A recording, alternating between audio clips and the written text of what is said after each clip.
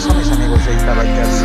Bueno, ahora estamos aquí con esta motito, que es una Z250. Nos las trajeron porque nos dice el cliente que iba en la carretera y de repente se escuchó un golpeteo muy fuerte en el motor, como de la biela, un golpe, no sabe el cliente de a dónde, pero tardó, no sé, 2-3 segundos y se apagó.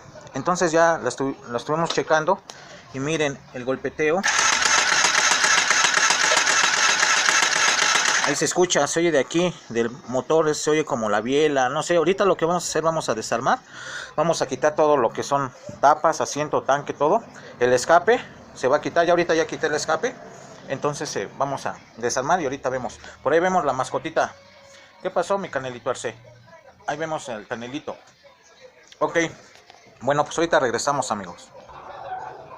Es el que siempre me acompaña, aquí mi Canelito, miren, oyen perros y ya se va.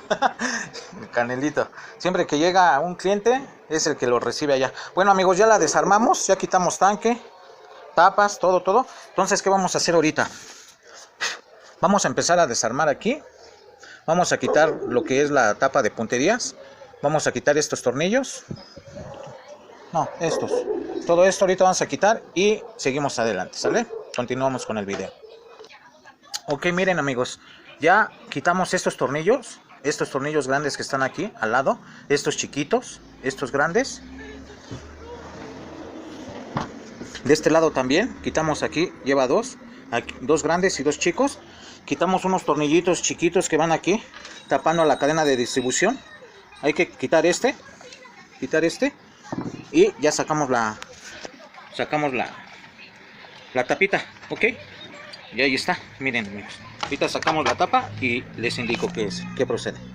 Ok, bueno, vamos a quitar. Ahorita vamos a tener que bajar el motor porque la tapita de aquí estoy viendo que no sale.